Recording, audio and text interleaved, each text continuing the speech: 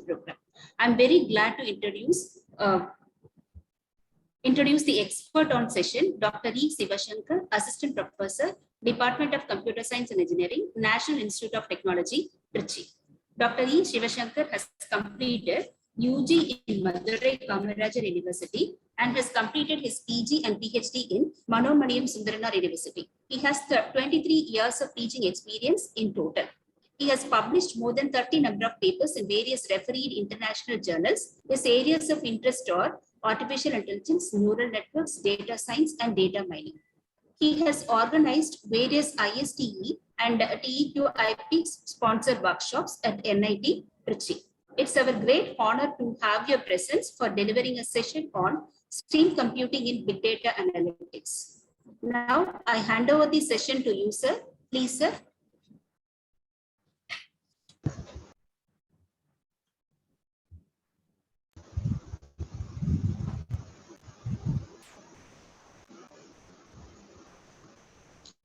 Sir. Right. So thank you, madam. Thank you for the nice introduction. Right. So in today's class, in today's session, I will be teaching about stream computing in big data analytics. Right. So let me share my presentation. Right. Share my screen.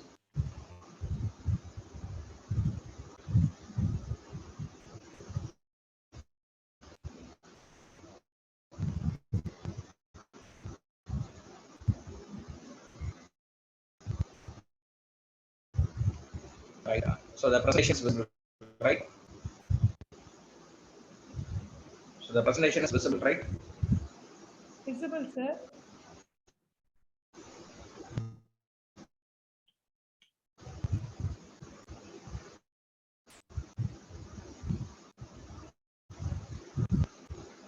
Right.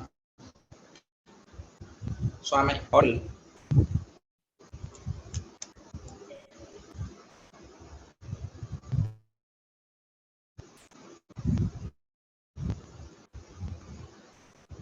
Right.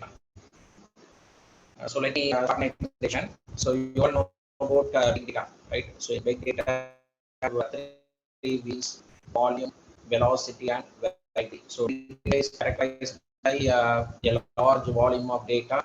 So data that is very large size, maybe the size of terabytes or petabytes of data. We call it as big data.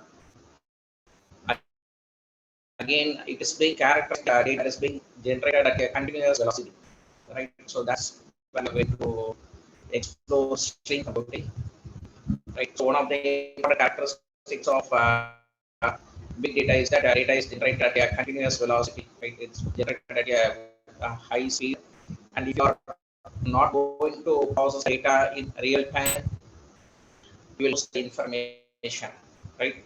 And finally, you have variety of data. In the case of big data, structured data, you have semi-structured data, you have quasi-structured data, and you have unstructured data in big data, right? So these three V's, they are the characteristics of big data, right? So volume is going to be, the volume of data is going to be large in the size of more than terabytes, in terabytes and petabytes, and the information is generated at a very high velocity. Right? The data is generated from sensors or from real-time system. If you are not going to process that data, the data will be lost. Right? So it's not possible to store the data in a database in the case of big data, and to process at our time of convenience. We need to process the data once it's been generated, else the data will be lost. And the next is that we have a variety of data. Right? A variety of data in the sense that we have as a structured data. You all know about structured data. Now we need to store some information in tables. We go over the structured data, right? Now we have unstructured data, right? So like Facebook or social media websites, they create a lot of unstructured containing text data, image data, video data, and so on. So processing this type of data is known as we need to have some big data tools for processing. right? So in today's class, let me give you some basic idea about how to work with string computing algorithm. So regarding the agenda of my topic, I will discuss the Sir, architecture of excuse me. string Are you, sir, are you changing the how to handle slides? the data that's being generated continuously from a sensor. We'll study the stream processor architecture.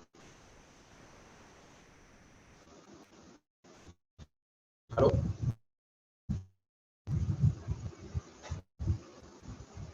Hello.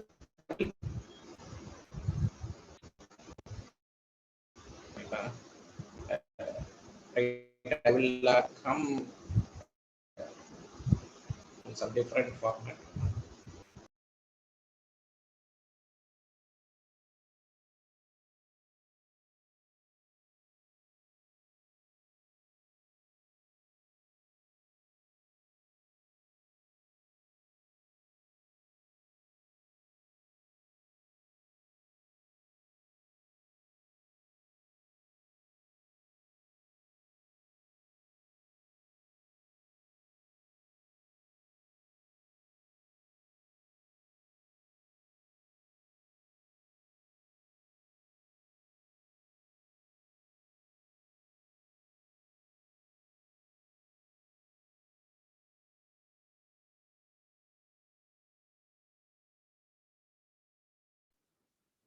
Right.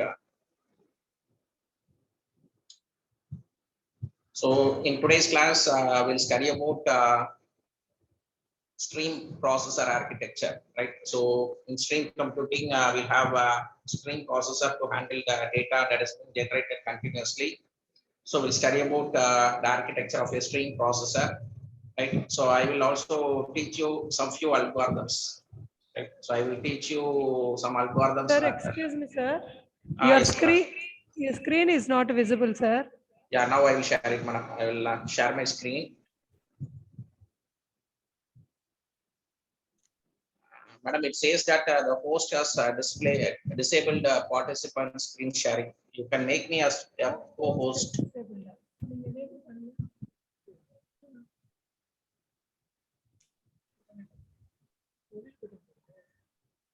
Sir, you are co-host Yeah. now, sir. Right, madam. Now I will share my screen.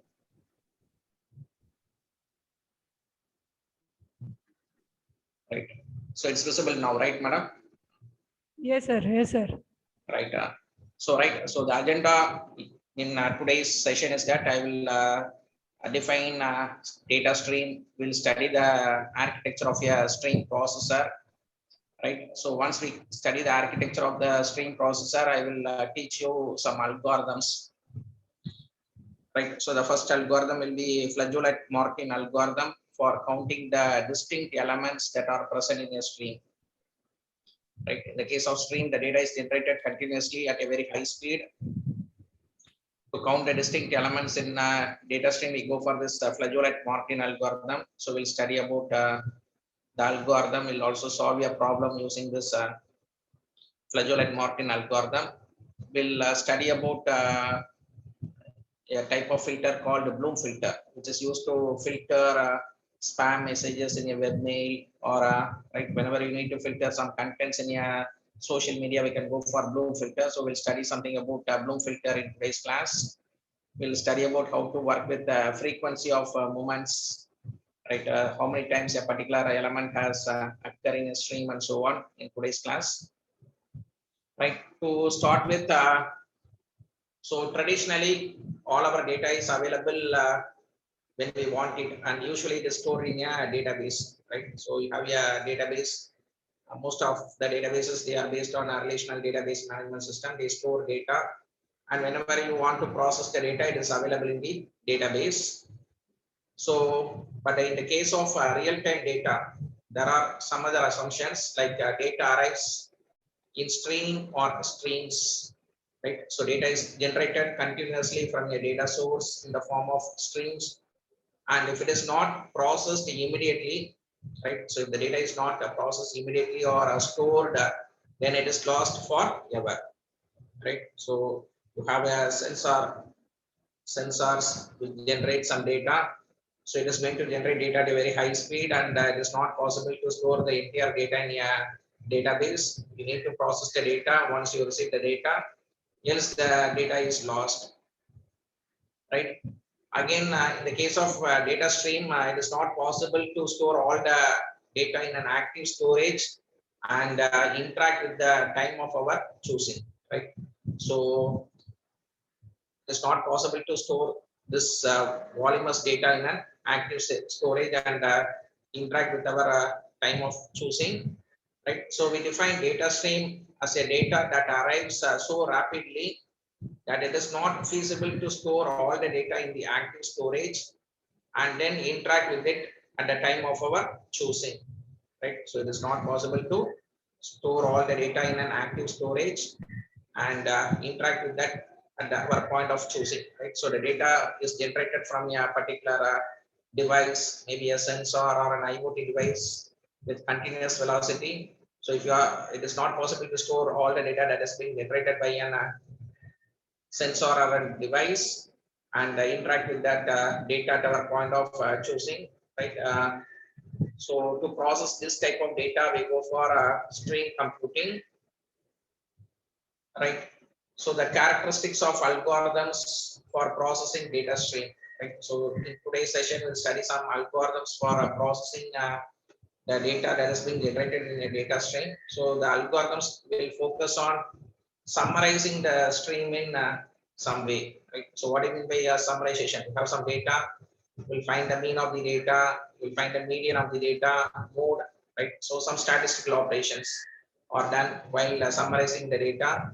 Will perform a mean computation of the data, mode, or median of the data, standard deviation of the data, and so on. Right. We need to filter a stream to eliminate most of the undesirable elements. Right. So that's why we'll study an algorithm called Bloom filter, which is used to filter the stream to eliminate the undesirable elements that are present in a stream. And the next thing is that we'll estimate the number of different elements in a stream. Right. So you can count the number of distinct elements that are present in a stream using much less storage than that is required if you listed all the elements we have seen. Right. So we are going to count the distinct elements that are present in a stream. So for that we are going to go for this flageolet marking algorithm. Right. So these are the algorithms that will work on data streams. Right. So we'll summarize the data that is present in a data stream. We'll count the distinct elements that are present in a data stream.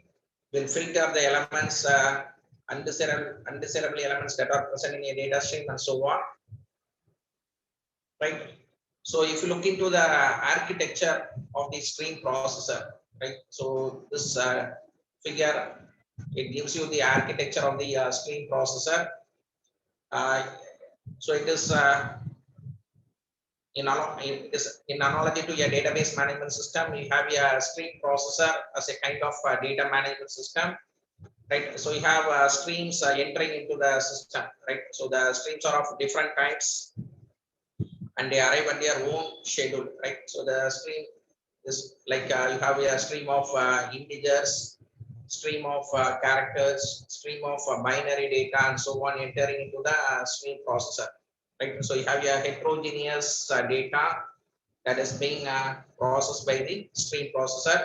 So you have a stream of integers, characters, or binary data entering into the stream processor, and it is being processed by the stream processor, and it generates some output streams.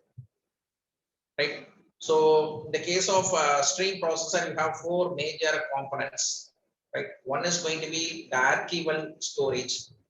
Right. So archival storage, whenever you need to store some information, we need to go for this archival storage. Right. But the thing is that it is very difficult to retrieve or answer a query from an archival storage. Right. So a stream processor has an archival storage to store streams. To store the streams, we go for archival storage. We do store it in the backend of an archival storage, but archival storage cannot be used to answer the queries that are raised by the user, right? So we also have a limited working storage, right? So whenever the user has to, like the system has to answer some queries raised by the user, will store the data in this limited working storage, right? So the limited working storage, the working store can be present in the memory if you want to speed up the query processing, or it can be present in the secondary storage devices, right? So this limited working storage can be used for answering the queries that are being raised by the end user, right? Again, you have two types of queries that are present in the stream processor, right? So one is going to be standing queries. They are permanent queries, right? So they execute permanently in the stream processor, right? So standing queries are the permanent queries that execute in the stream processor, right? So for example, you are monitoring the temperature of a particular sensor and you need to raise an alert when the temperature exceeds 100 degrees Celsius. We can go for this standing queries, which are permanently executed in the stream processor, and they are used to raise an alert when when there is a change in the state of a particular device. And then you also have this ad hoc queries, right? So ad hoc queries, right? So they are used to get the current state of a particular system. We go for this ad hoc queries, right? So we are going to study the state of a system with respect to a particular time. Then we need to go for this ad hoc queries, right? So let me explore more about the different types of components in the stream processor. Right. So as I said that we have four major components. So the first component is going to be archival store, right? So streams can be archived in a large archival storage, right? So you can store information, the historical data, or the important data you need to store. You can store it in an archival store, but it is not possible to answer the queries from the archival store, right? So you'll be able to store some information about the streams or stream data in an archival store, but it is not possible to answer the queries from the archival store, right? So archival stores could be examined only under special circumstances using a time-consuming retrieval process, right? So if you want to get some information from the archival store, it can be retrieved only under some special circumstances, and it's a time-consuming process, right? So the next component is going to be the working store, right? So the summary of the stream is available in the working store that can be used for answering the user queries, right? So whenever we need to answer the queries raised by the end user, we need to go for this working store. So the working store can be a disk, or it may be a main memory, depending on how fast you need to process the queries, right? So whenever you need to answer the queries in a fraction of seconds, then we need to go for this storing the working store in a memory. Else you can store the working store in the secondary storage device, right?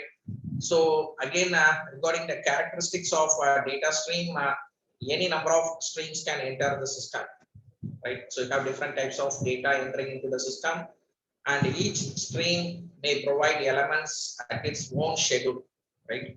So you have the binary data entering into the stream processor, right? You have integer data, you have character data, right? So you have different types of data, right? You have different data types, and data that is being entering into the system at different data rate also, and the time between elements of one stream may not be uniform, right? So the different data types and different data rates, they are going to enter into the stream processor, and they may enter into the system randomly, right? So the next component is working with stream queries. right? So as I said that there are two types of queries in a stream processor. One is going to be static queries and the other is going to be ad hoc queries. This static queries are queries that execute permanently in the system and they produce output at the appropriate times. Right. So when the queries execute permanently in the system, they are known as standing queries and they produce results only at the appropriate times. And if you compare the standing queries with ad hoc queries, standing queries are easy to answer. Right. So example for a standing query is like a sensor is deployed to record temperature. All right. So the standing query might raise an alert when the temperature exceeds 25 degree centigrade. Right. So for example, you have a standing query that is being executed permanently in the system. Right. So the standing query job is to raise an alert when the temperature of a particular component exceeds 25 degrees Celsius. It's known as a standing query. Right. So standing queries are easier to answer compared to ad hoc queries. Right. So alternatively, right. So some other examples of standing queries to output the average of the 24 most readings of a particular stream elements. Right. So you are going to get the 24 most recent stream elements, find the average of the 24 most recent stream element, and you are going to display it. The 25th most recent element can be dropped when a new element arrived. Right. So the query is to only find the average of the 24 most recent stream elements. So if you have like a 25th element, it will be dropped and they will be working with the last 24 elements in a stream. Right. So another standing query might be is to display the maximum temperature ever recorded by the sensor. Right. So in this case, again, we need not store the entire stream. You are going to store only two elements. So when a new stream element arrives, it is compared with the stored maximum and set a maximum to whichever is larger. Right. So initially, you are going to initialize maximum to 0. So whenever a new element arrives, you are going to check the value with the maximum value. Right. If the new element value is greater than the maximum value, you are going to set the maximum value as the new element value and so on. Right. So by this way, you are going to continuously update the maximum variable. Right. So this query is to only display the maximum temperature recorded by an element or a sensor. Right. And finally, the last standing query is that if the standing query is to output the average temperature over all the time, it needs to store only two values: the number of readings ever seen in the stream, and the sum of those readings. Right. So whenever you need to calculate the average of the stream elements from a particular sensor, you need to have two registers: one to store the count of number of elements in the stream, and the other register to store the sum of those elements in the stream. Right. So this is about the different types of standing queries that are executed permanently in the stream processor. And the next component is like the next component is going to be ad hoc queries. So ad hoc queries are questions asked about the current state of your stream. Right. So whenever you need to get some information about the current state of your stream, we go for this ad hoc queries. So this ad hoc queries, they need not store all the stream elements their entirety to answer them. Right. So it is expected, right? What kind of queries will be asked through the ad hoc query interface? Then the appropriate part of summary of strings can be stored as seen in standing queries. Right. So in the case of ad hoc query, they use a common sliding window approach to answer the variety of ad hoc queries. So a sliding window, it contains the recent n elements of a stream for some n, or it can be all the elements that are within the last T time units, right? So in the case of ad hoc query, we are going to use some sliding window protocol to answer the queries. So it is used to record the lost n elements that occur in the lost time t units and so on. So you have this variable n, which denotes the number of elements in the stream, and the variable t that denotes the number of elements that occur in the lost t time units. With that, you will be able to answer the current state of your stream, right? So the example for an ad hoc query is like a web service provider. They want to report the number of unique users who are going to visit a web service over a period of time, right? So in this case, the user login or to be stored as a stream elements associated with the login time, right? So we are going to store the login name as well as the login name and login time of the user, right? So in the most recent months login or stored as a window as a relation. So you have a relation login with the attributes name and time. Then it is simple to get the number of unique users over the past month, right? So we are going to count the distinct users or names from logins where time is equal to 30. Right, time is going to be greater than or equal to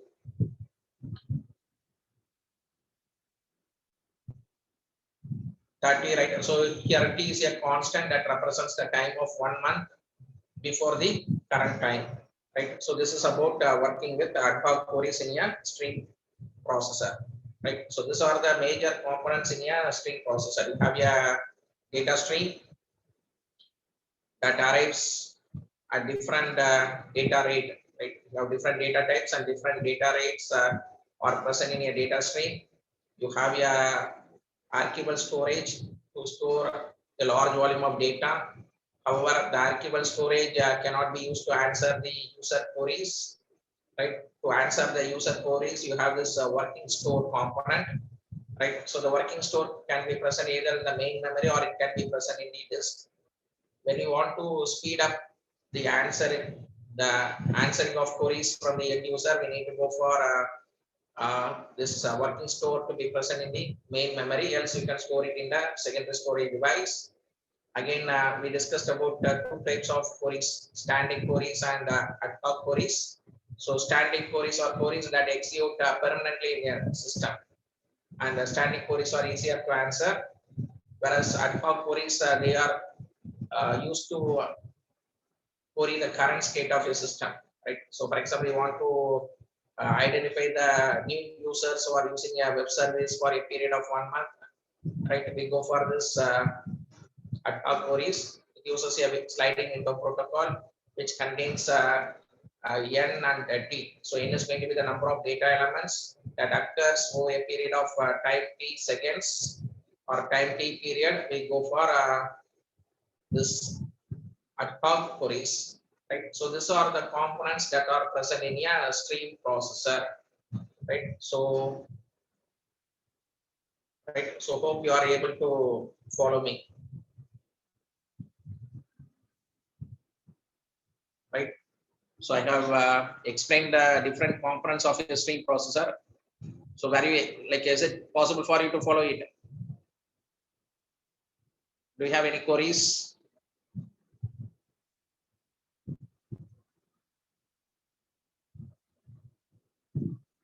So can I continue?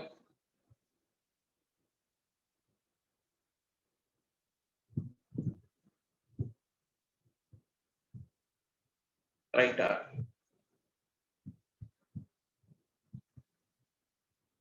Right. So the issues in stream processing is that the stream often delivers elements very rapidly, right? So the information is generated at a high velocity very rapidly, that we need to process the data in a real time. Otherwise, the information will be lost from processing, right? So why do we process a data stream is that the things is that the data elements, they arrive very fast or very rapidly. That needs to be processed in real time. Otherwise, the information will be lost from processing, right? Again, it is important that the stream processing algorithms are executed in the main memory without access to secondary storage or with only rare access to the secondary storage, right? So all the stream processing algorithms, they are executed in the main memory of a computer, right? So streams are slow in some cases. There may be many such streams that process all together. Then they may exceed the amount of available main memory, right? So it is not possible to store the entire stream data. So if you try to store the stream data, it may exceed the entire main memory, right? So these are the important issues in stream processing, right? So the issues in stream processing would have sorted out if there is enough memory, right? But it is better to invent new techniques in order to execute the stream data than looking for a very big memory to store and process the data at our time of choosing, right? So some of the generalization about stream processing algorithm is that it is more efficient to get an approximate answer to our problem than the exact solution. Since we are going to work with data that is being generated at a continuous velocity, it is not possible to get the exact answer for your query. It is more efficient to get an approximate answer rather than an exact solution for a problem. So in the case of stream processing algorithms, so hashing is found to be useful by majority of stream processing algorithms, right? So a variety of techniques they use hashing for processing the data stream, right? So these techniques, they introduce some useful randomness into the algorithm's behavior in order to produce an approximate answer that is very close to the true result. Hence, there is no need to manage the streaming data, right? Since you are going to give an approximate answer rather than the exact solution, you need not store the entire data. We'll be doing some sampling, we'll be working with the data, and we'll be able to answer the queries, right? So there are two ways of managing the streaming data. Either one is going to be sampling data in a stream or filtering streams, right? So sampling data in a stream means instead of storing all the data, right, we are going to store only 1/10 of the data that is being generated from a streaming source. It's known as sampling of data, right? So for example, sampling the data in a stream is selecting a subset of stream so that the queries can be asked about the selected subset and have the answers, right? So instead of storing the entire data, we are going to store a sample of data or a subset of a stream so that the queries can be asked about the selected subset and the answers can be statistically representative of the stream as a whole, right? So since the entire system cannot be stored, a sample is the obvious solution, right? So let us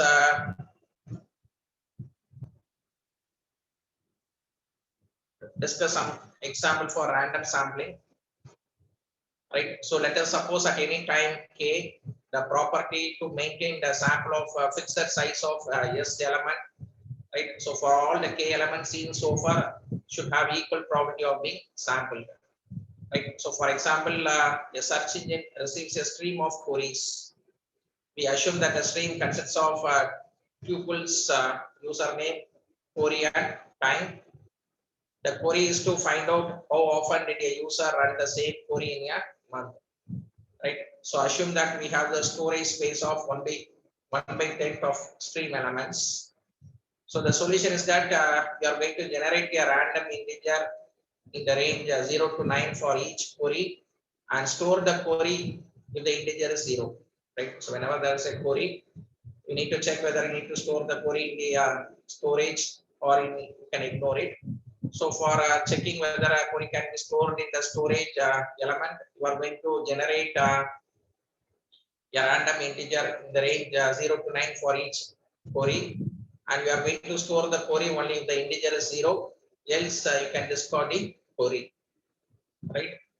So then in this case, each user has an average 1/10 of their queries stored, right? So instead of storing all the data or all the queries, what you do is that whenever there's a query, you are going to generate a random number in the range 0 to 9. So if the random number is going to be 0, you are going to store the query, else you are going to ignore the query from storing it from the memory, right? So this idea is that most users will have a fraction quite close to 1/10 of their queries stored, right? So this is one way to sample the data that is present in a input stream, right? Right. So in today's class, the first problem that I'm going to discuss is like how to count the distinct elements that are present in a stream, right? So suppose the stream elements are chosen from some universal set. We would like to know how many different elements have appeared in the stream, counting either from the beginning of the stream or from some known time in the past. And this problem is known as count distinct problem, right? So you are going to count the distinct elements that are present or generated from a stream. It is known as a count distinct problem. To count the distinct elements that are present in a stream, right? So why do we go for this problem, right? So for example, a website or a web service, it wants to count the number of unique users viewing each of its pages in a month, right? So a web service, it needs to keep record of the unique users who are visiting the website over a period of month, right? So some websites like Google, they do not require login to issue your query, right? So you can directly look for a particular term in your Google, search some keywords in your Google. You need not log in to your web service like Google, right? Here, like the web service may be using IP address to identify the different users who are likely to send the query, right? So not all the web services, they use user ID and password to keep track of the user activities in their web service, right? So like the case of Google, which is a search engine, like it's not necessary for the user to log in and use the service. The users may just look for a particular term or a sequence of words in a search engine, right? So in this case, the Google used to keep track of the user activities by means of the unique IP address from which the query comes from, right? So let us discuss about this Flageolet-Martin algorithm, which is the first algorithm for counting the distinct elements that are present in a stream, right? So we'll see a problem, we'll work out a problem first, and then we'll try to understand this Flageolet-Martin algorithm, right? So for example, consider the input stream of integers, right? So we have a stream of integers like 1 3 2 1 2 3 4 3 1 2 3 1, right? So you have an integer stream that is being generated from a device or a sensor, right? So here the problem is to find the distinct elements that are present in the stream, right? So how many distinct elements are present in this stream? We have only 4 distinct elements. 1, 2, 3, and 4 are the 4 distinct elements that are present in a stream, right? So to solve this problem, to count the distinct elements that are present in a stream, we go for this Flageolet-Martin algorithm, right? So initially what you do is that you apply a hash function on the input stream, right? So here the hash function is going to be h of x is equal to 6x plus 1 mod 5, right? So whenever you have an input element, you are going to hash the input element and you get a hash value, right? So for example, the input element is going to be 1, h of 1 is going to be 6 into 1, 6 plus 1 7, 7 mod 5 is going to be 2, right? So similarly, for each and every input element, you are going to apply the same hash function and you are going to generate a hash value, right? So what will be the output for output if the input element is going to be 3 participants? So what will be the output if the what will be the output if the hash value is going to be 3? H of 3 is equal to 6 into 3, 18 plus 1, 19 mod 5. So 19 mod 5 is going to be 4, right? Four is Right. So similarly, you are going to generate the hash value for all the elements that are present in the input stream. So let me show you the next slide.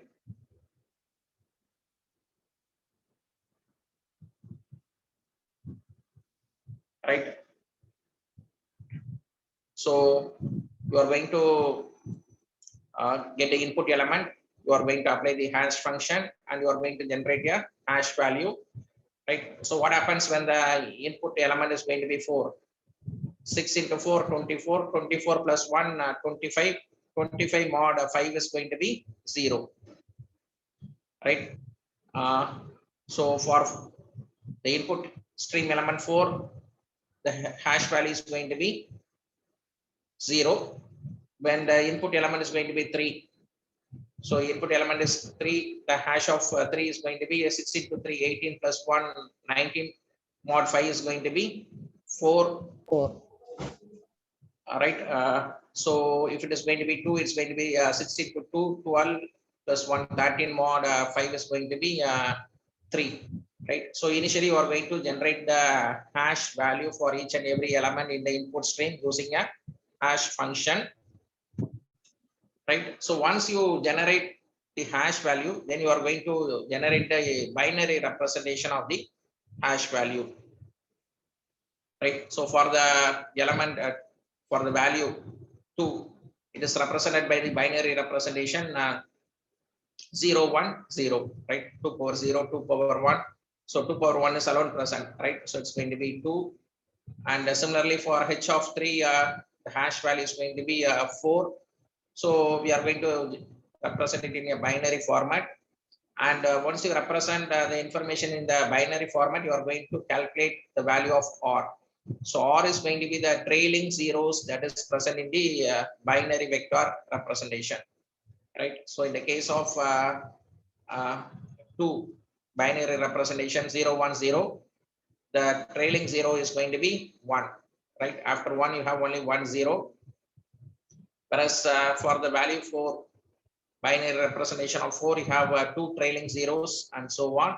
So you are going to calculate the maximum trailing zeros, right? So we are going to ignore the binary representation of 0, right? So the binary value for the hash value 4, for the input element 4, the hash value is going to be 0, right? For the binary representation of 0 is going to be 0, 0, 0. So here the trailing zeros is going to be 0. So our objective is to find the maximum trailing zeros. So the maximum trailing 0 is going to be 2, right? So once you compute the maximum trailing 0, the estimate of the unique elements that are present in a stream is going to be 2 power R, where R is going to be the maximum length of the maximum tail length. So in this case, the maximum tail length is going to be 2. Right? For the first element, the tail length is going to be 1. For the second element, the tail element is going to be 2. Right? For the third element, h of 2. Right? For hash of input element 2, the value is going to be 3. So here the trailing values is going to be 0. The tail value is going to be 0. So the maximum trailing zeros is going to be 2. Right? So the estimate of the distinct elements that are present in an algorithm is going to be 2 power R. So 2 power 2 is equal to 4. So this means that there are 4 distinct elements that are present in the stream, right? So you can very well verify it, right? So you have only 4 unique elements that are present in the stream, 1, 2, 3, 4, right? So according to Flageolet-Martin algorithm, what you do is that you have an input stream. You are going to apply each and every element in the input stream to a hash function, and this hash function, it generates some hash value for each and every input element. Then you are going to represent it in the form of a binary representation, right? So you are going to represent each and every hash value in the form of a binary representation, and then you are going to find the trailing zeros for each and every binary representation. So the maximum value of trailing zeros is going to be 2, right? So the tail length or the maximum trailing zeros is going to be 2, right? So by this we calculate the number of unique elements or distinct elements that is present in a stream is going to be 2 power r, which is going to be 2 power 2, right? R is going to be the maximum trailing zeros. So 2 power 2, which is going to be 4, right? So this means that there are 4 distinct elements in the stream, right? So this is how this Flageolet-Martin algorithm can be used to count the distinct elements that are present in a stream, right?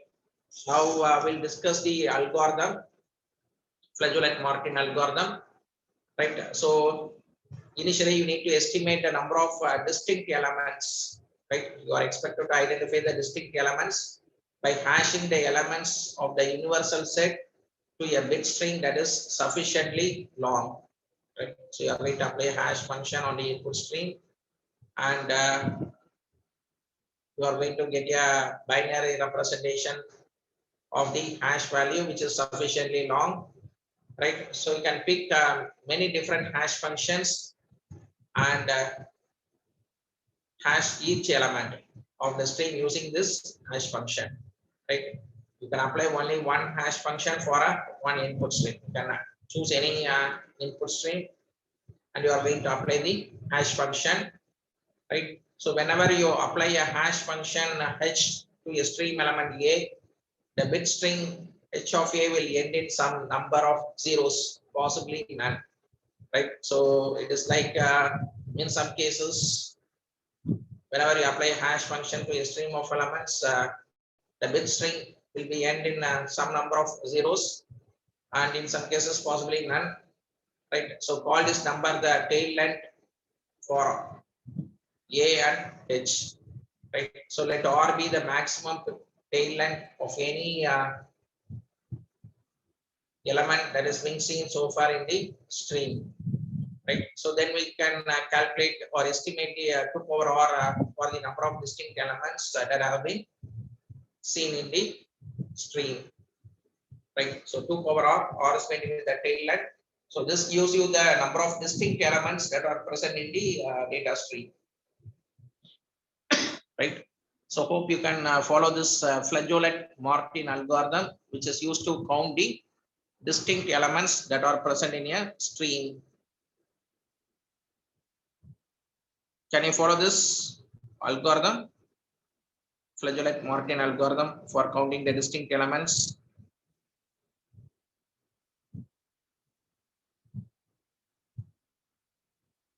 Right. So I assume that you are able to follow it. Anyway, the problem is quite simple to understand. Right. So, however, the thing in Flageolet-Martin algorithm is that you need to properly choose a hash function, right? So whenever you are going to apply Flageolet-Martin algorithm in an iteration manner and apply different hash function to one pass of a stream in an iterative and calculate the estimate, we need to combine the estimate in some way to get the final estimation of unique elements in the stream, right? So let me show you, like, right? So for this input stream 31415926, you are going to apply different hash functions to count the distinct elements that are present in a stream, right? So for example, the first hash function h1 of x equal to 2x plus 1 mod 32, it returns the tail length or r value as 0, right? So when R value is going to be 0, the number of distinct element present in a stream is going to be 2 power R or 2 power 0 is equal to 1, right? Similarly, when you apply the second hash function, 3x plus 7 mod 32 for the input elements in a stream, right? Then you have the tail length value. You calculate the tail length value for a stream, and the tail length value is going to be, in this case, the maximum tail length or the distinct elements that are present in a stream is going to be 2 power 4, which is going to be 16. Again, for the third hash function, h of x equal to 4x mod 32, whenever you apply the data elements, right? So whenever you are going to give input the data elements to the hash function, it may return the trailing zeros or the tail value as 4. So 2 power 4 is going to be 16, right? So there are only 1, 3, 4, 5, 9, 6, right? There are only 6 elements in this unique elements in the stream, but whenever you apply hash function, it may return some low values, which is known as underestimate, or it may return some high values for the number of distinct elements that is present in a stream. It's known as overestimate, right? So the number of distinct element is going to be 6. However, it returns the number of distinct element is going to be 1, which is going to be an underestimate, or it is going to return the number of distinct element is going to be 16, which is going to be an overestimate, right? So these are the issues in working with string counting algorithms. String algorithms for counting the distinct elements present in a string, right? So however, like people, they have come together, right? They apply different hash functions. Once they apply different hash functions, we'll be using either a mean or median to optimally choose the number of distinct elements in a stream. So that's what we were discussing, the combining the estimates can be done in 2 ways. You are going to take the mean of the values of 2 power R that we get from each hash function, right? So for the input stream, you are going to apply different hash functions, right? So once you get the value from the different hash functions, what we do is that we are going to find the mean of the values of 2 power R that we get from each of the hash function, or else we can take the median of the estimates, right? So we'll discuss about how to combine the estimates, right? So whenever you need to combine the estimate, the problem associated with this 2 methods are that the mean is used in counting distinct elements. There's a chance for outliers to come into the overall estimation. However, the median of the estimates can be used. However, the median suffers from a defect that it is always give the result in the power of 2, no matter how many functions we use, right? So it's very difficult to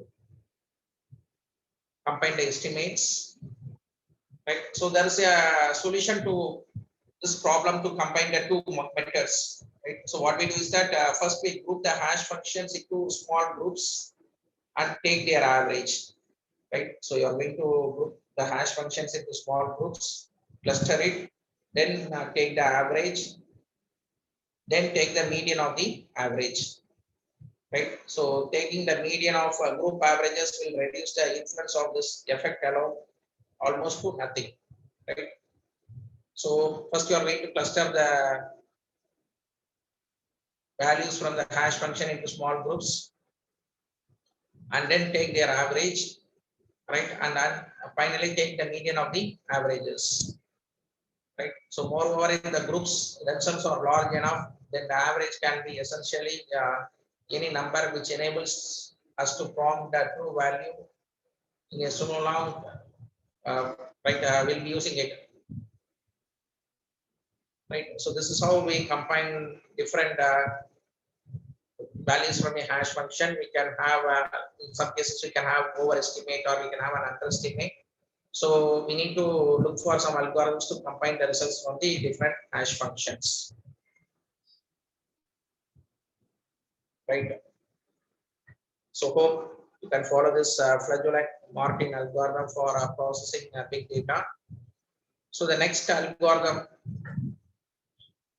I plan to teach is that filtering the streams. Right. So we can filter some undesired elements that are present in input stream by means of this filtering algorithms. So we have this Bloom filter, which is a popular filtering algorithm to filter the unwanted data that is present in a input stream. Right. So each element of a data stream is a tuple. Right. So we consider each element that is present in a data stream as a record or a tuple. So filtering is the process of accepting those tuples in the streams that meet a certain criteria. Right? Only the tuples that meet the criteria will be allowed to be there in a stream.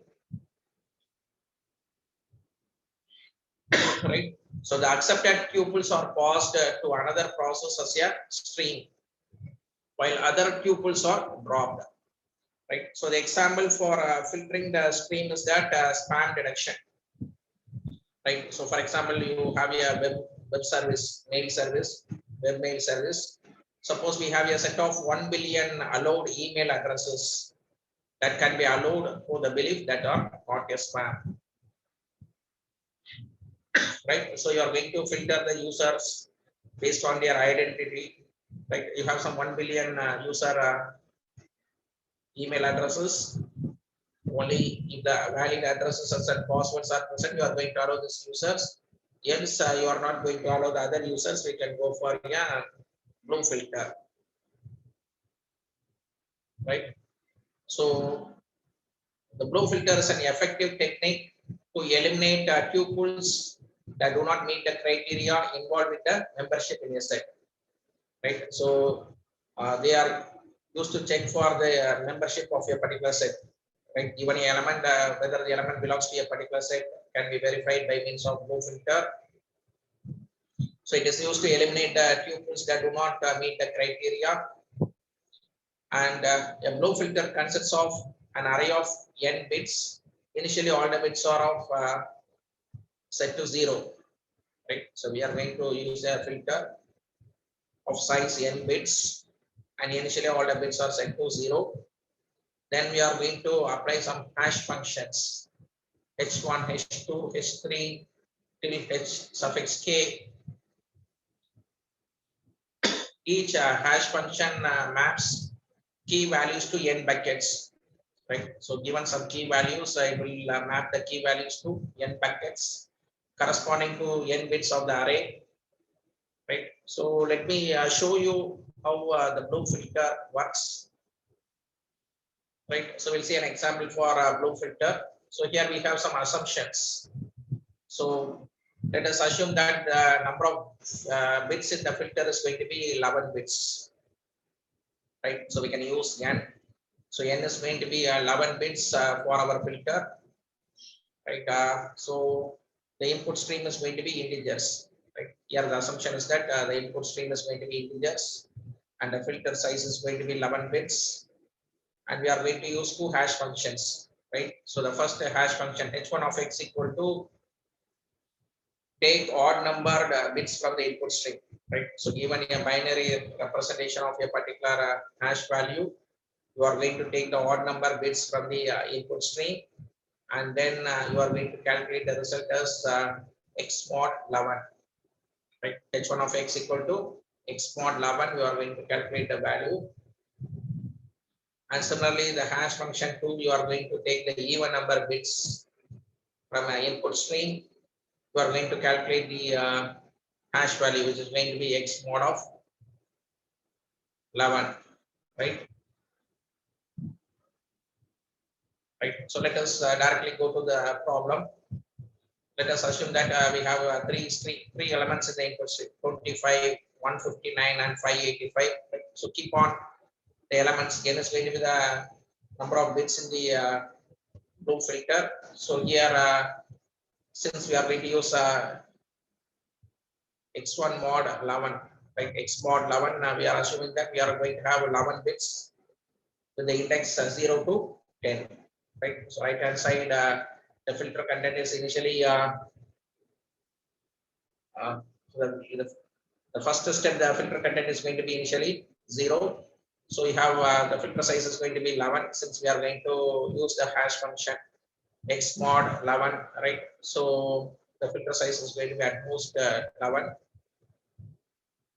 This case, right? So for example, when there's an input stream element 25, you are going to represent it in the binary representation format, right? So 25 is represented by 11001, right? So 25, the integer 25 is represented by 11001, the binary representation, right? So again, you are going to extract the odd bits and even bits for the binary representation. So what are the odd bits that are present in the binary representation of 25? Right. So we are going to start with the least significant bit, which corresponds to 1. The next bit is going to be 2, 3, 4, 5, and so on. So 1, 3, 5 corresponds to 1, 0, 1. Right. And similarly, the even bits they corresponds to 2, 1, 4.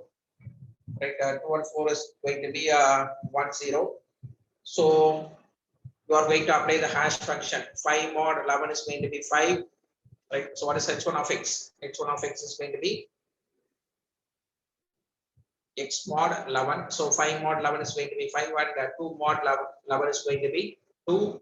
So you are going to set the bits 2 and 5 in the filter, right? So the second filter is set, second bit in the filter is set, and similarly the fifth bit in the filter is set, right? So 0, 1. So the filter content starts from the index value 0 to 10, right? So hope you can follow this second table, right hand side of the table for the second first element. So we are going to set the second bit as well as the fifth bit.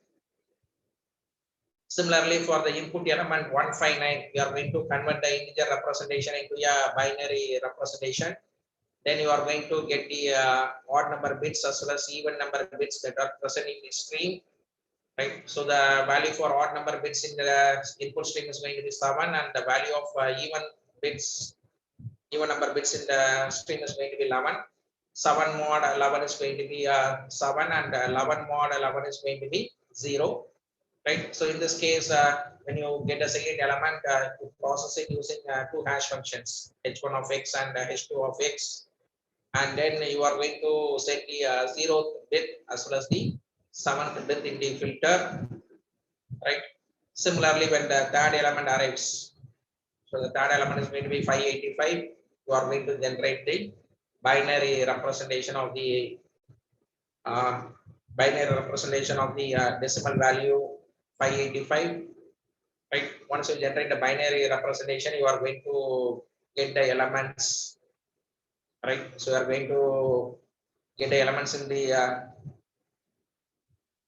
odd bits and get the elements in the even bits, right? So like even bits I have represented it by red color, and odd bits I have represented by black color, right? So the odd number equivalent of this bits is going to be 9. So 9 mod 11 is going to be again 11, and 18 mod 11 is going to be 7, right? So in this case, you are going to set the 9th bit.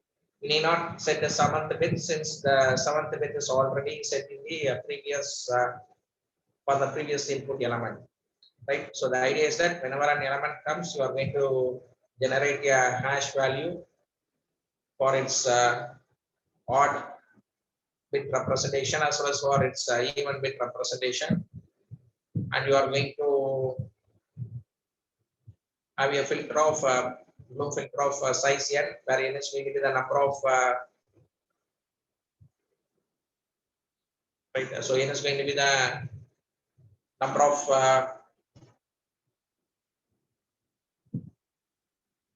so Here n is going to be 11 bits, which represents the number of bits that is present in the filter. Right. So whenever you get a input data, you are going to convert it to a binary representation. Take the odd bits representation, apply hash function, set the bloom filter values. Take the even bit representation, apply the hash function, and again set the binary bloom filter values. Right. Now let us assume that once the filter is available, you have to check whether a particular element is present in the filter or not. Right, you need to filter out or you need to check the availability of a particular element in the filter. Right, so for example, you have a element 118. Right, so the lookup value for so you have your data. You are going to look up for the value. Right, you are going to the odd value is going to be 1110 and the even value is going to be 101. Right, so you have an element 118. You are going to generate its binary representation. Once you generate its binary representation, you are going to look for the odd number of bits and you are going to look for the even number of bits. Right, so the odd bits are represented, right, the even bits are represented by red color. Right, so you are going to apply the hash function. So in this case, it's going to be 14 mod 11 is going to be 3, and then second case it's going to be 5 mod 11 is going to be 3. All right, so you are going to look for 5 and the bits 5 and 3 in the bloom filter. Right, only the 5th bit is set, whereas the 3rd bit is not set. So we say that we conclude that the particular element is not present in the filter. Right, so this is how we work with the bloom filter. Right, so the advantage of bloom filter is that it is used for email spam detection. Right, so whenever you need to check for whether a particular mail is a spam or not, we can go for this bloom filter. And the bloom filter guarantees that there is no false negative and it uses a limited memory. Right, so there's no false negative in the case of bloom filter. It is suitable for hardware implementation since hash function computation can be parallelized. However, the drawback or the issue is that it also creates a false positive. Right, so for example, if you are going to generate you are going to get a lookup element and you are going to generate the hash values. If it is going to generate 57, right, so the hash value is going to be 57. It says that a particular element is present in the filter, whereas this element 57 is not present as a whole in a filter. Right, so that's the disadvantage of this algorithm. So it generates false positives. Right, so this is the second algorithm in string computing, bloom filter, which is used to filter out the unwanted elements that are present in a data stream. Right, so we have discussed 2 algorithms in string computing. The Flageolet-Martin algorithm was used to find distinct elements that are present in a stream, and this bloom filter is used to filter out the unwanted elements or undesired elements that are present in an input stream. Right, so the next thing that I would like to discuss is that we'll study about how to estimate the frequency moments of a stream. Right, so consider a stream S with elements A1 to A1, A2 till AM from a domain D with values V1, V2, Vn. Right, so let Mi denote the frequency of value Vi, the number of times the Vi appears in a particular stream. Right, so we are interested to find the K frequency moment of the stream. The K frequency moment of a stream is given by f of K is given by summation of I equal to 1 to M, I equal to 1 to N, Mi power K. Right, So how to compute the frequency of movements for a stream, right? So generally, the zeroth movement is the count of the number of distinct elements that is present in a stream, right? So we'll study about how to compute the zeroth movement in a stream, first movement in a stream, and the second movement in a stream. The zeroth movement in a stream is to count the number of distinct elements that are present in a stream, and the first movement is the sum of the m's, which must be the length of the stream, right? So the first movement is used to compute the length of the stream, right? So first movement is easy to compute. Just you need to count the length of the stream that has been seen so far. And the second movement is the sum of the squares of the m's. It is also called as the surprise number, right? So it measures how uneven the distribution of the elements are there in the stream, right? To calculate the distribution of elements in a stream, we go for this calculating the moments or a surprise number. So we have an example for it. So for example, you have a stream of length 100 in which 11 are different elements, right? So you have 11 different elements and the stream length is going to be 100. So the most even distribution of this 11 element would be one appearing 10 times and the other 10 appearing 9 times each, right? So one element is going to appear 10 times and other 10 elements, they are going to appear 9 times each. So in this case, the surprise number is going to be 1 into 10 square plus 10 into 9 square, right? So 10 numbers occurring 9 times each and one number occurring 10 times each. So it's going to be 1 into 10 square plus 10 into 9 square. It's going to be 910. Whereas at the other extreme, one of the element could appear 90 times, right? So we have again 11 elements present in a stream of length 100.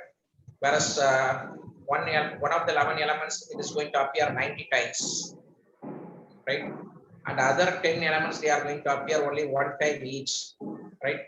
So then the surprise number is computed as 1 into 90 square plus 10 into 1 square is equal to 8110, right?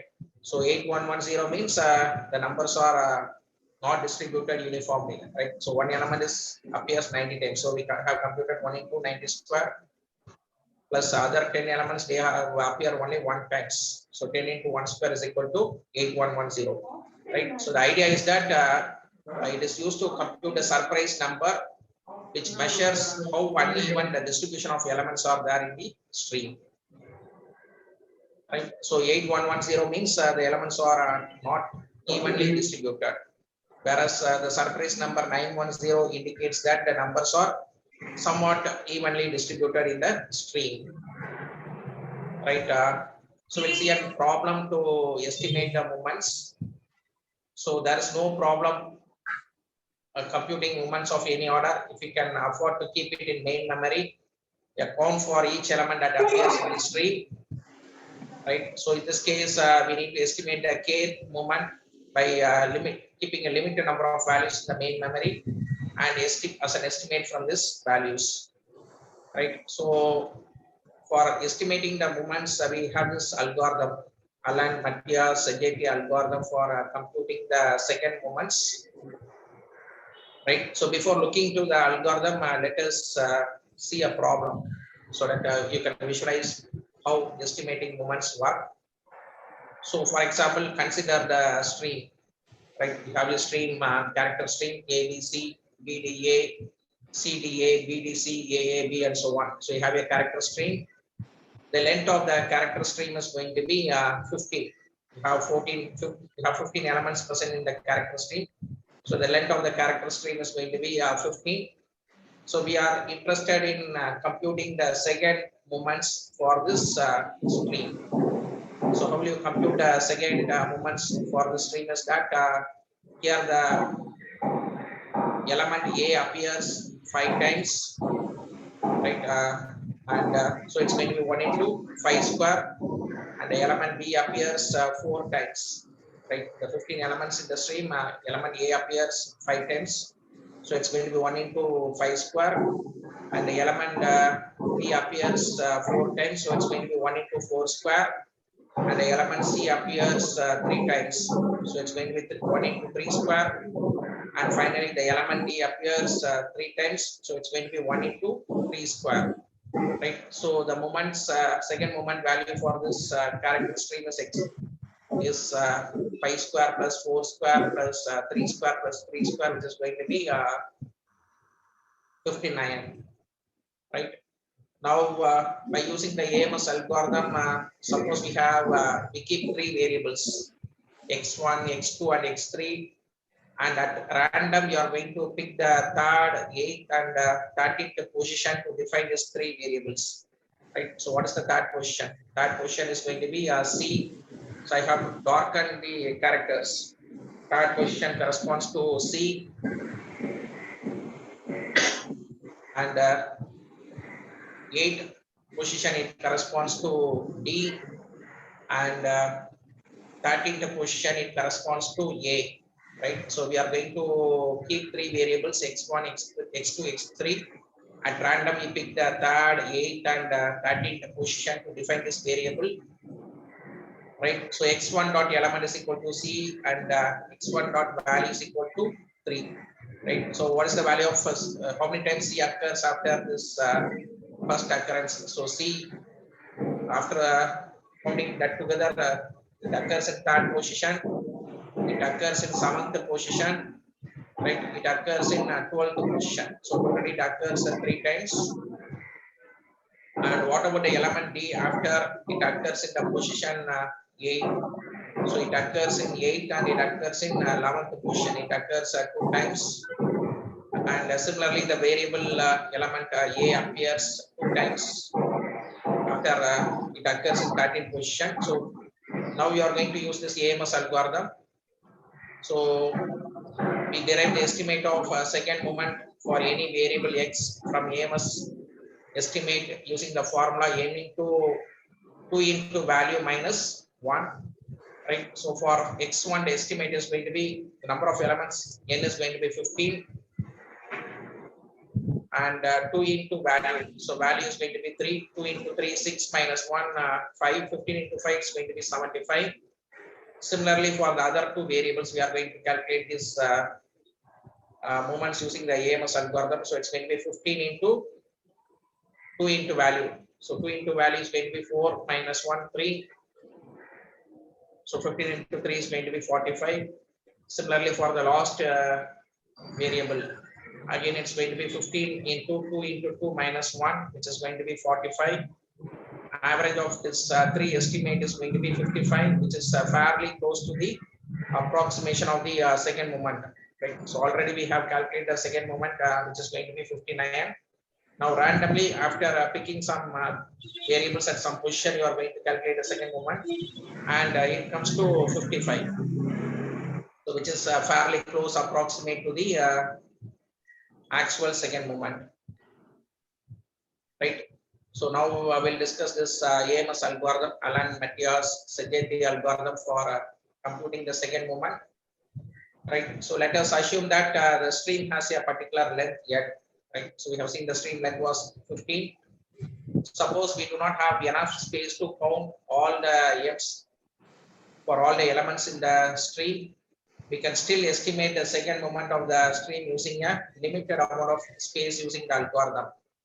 Right. So here for we compute some number of variables. For each variable x, we store a particular element of the universal set. We refer to as x dot element.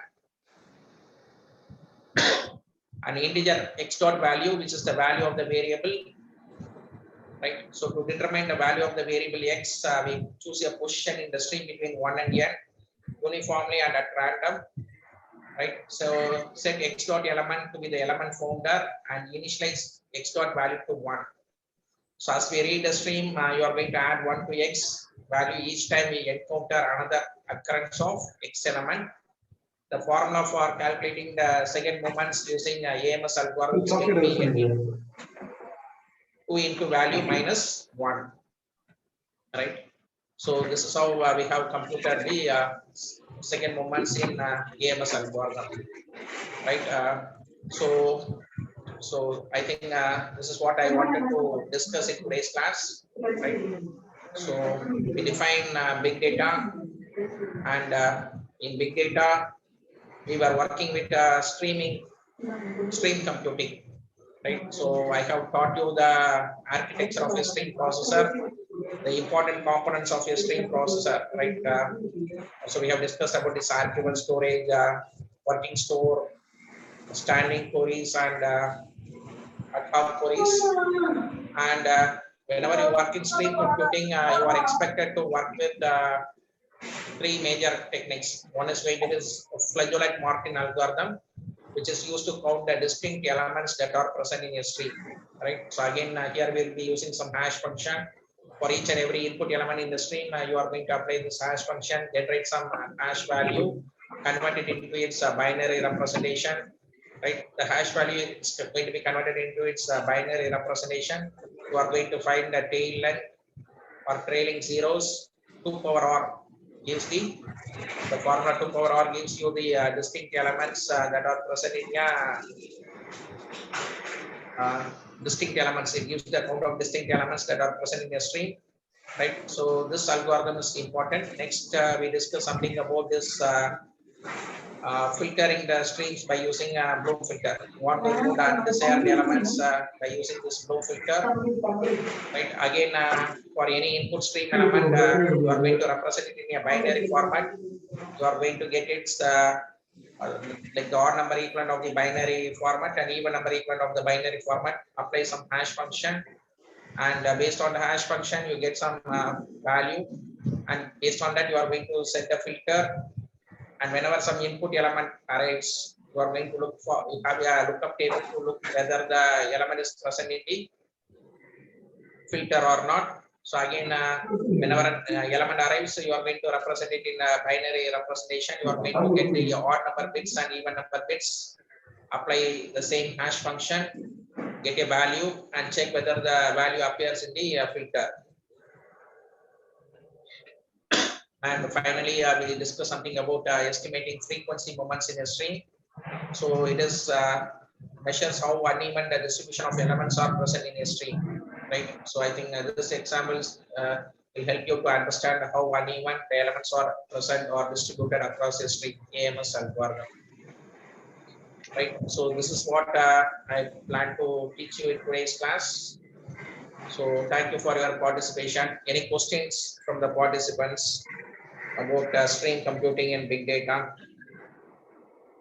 So whatever I have taught you, if you have any queries. So if you have any queries, you can ask me.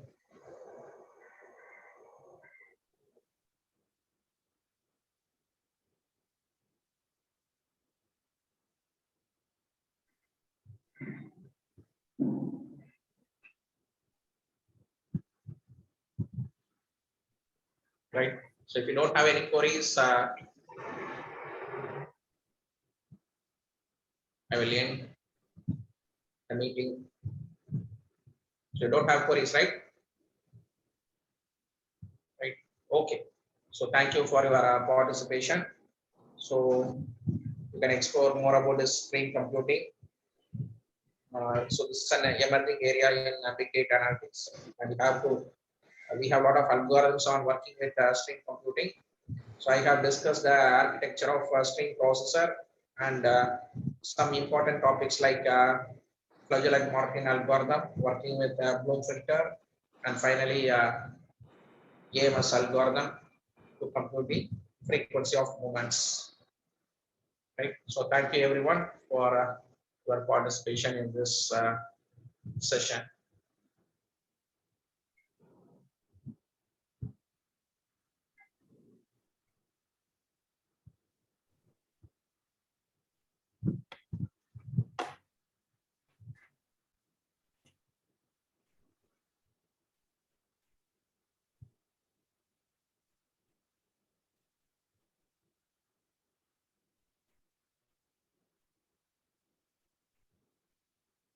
Madam, I'm leaving, madam. Thank you for the. Yes, sir, thank you very much for your kind accept our invitation. So our presentation, it will be very much useful for our candidates and audience. So definitely, whenever we are going for next time, so please you should be cooperate with us and we will be successful one, sir. Thank you very much, sir. Thank you, madam. Thank you, sir. Thank you, sir. Thank you.